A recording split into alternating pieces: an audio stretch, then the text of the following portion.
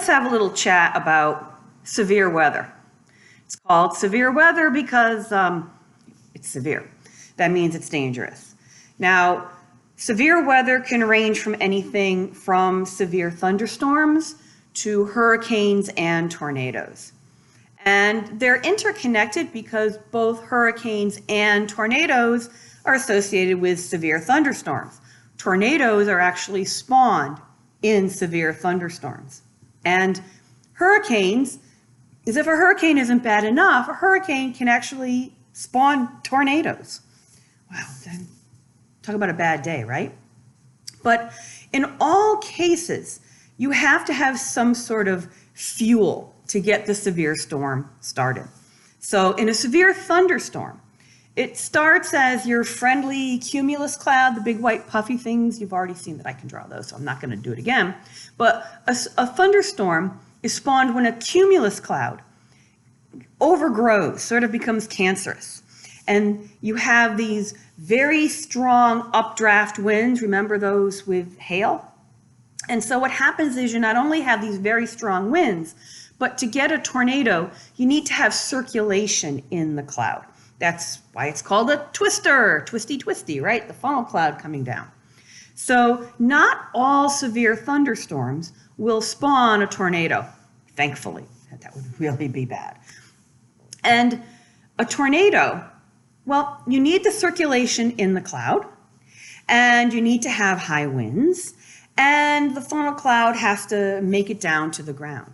Now, fortunately, many times that funnel cloud never really forms and it never reaches the ground. But we use that circulation in the cloud as a warning sign that a tornado might be forming. So you've probably heard of something called a tornado watch and a tornado warning. Tornado watch means the conditions are ripe for a tornado possibly forming. A tornado warning means that a tornado has actually been seen. Now, sometimes you'll hear a Doppler radar indicated tornado. That means that no one has actually seen the funnel cloud, but Doppler radar has actually seen the circulation in the cloud. And there's a really high chance that a funnel cloud is going to form.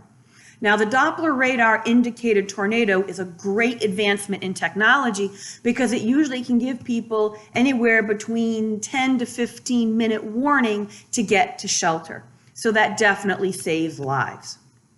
So tornadoes typically form in the United States, usually in the spring, because you have a clash between cold, dry air coming down from Canada and warm, moist air coming up from the Gulf of Mexico. And where do those two air masses meet? Smack dab in the Midwest, so-called Tornado Alley. Hurricanes are tropical low-pressure systems. Hurricanes can occur anywhere in the world where there is warm ocean water. They prefer 80 degrees Fahrenheit. Don't we all prefer water that warm, right? So hurricanes can actually tap into the energy of that warm water. So a hurricane will start as a tropical wave. And then if it organizes and gets its act together and the winds get stronger, it can be a tropical depression. And then if it gets even more well organized and the winds become stronger, it becomes a tropical storm. And at that point, it actually gets a name like Abigail or Charles or whatever.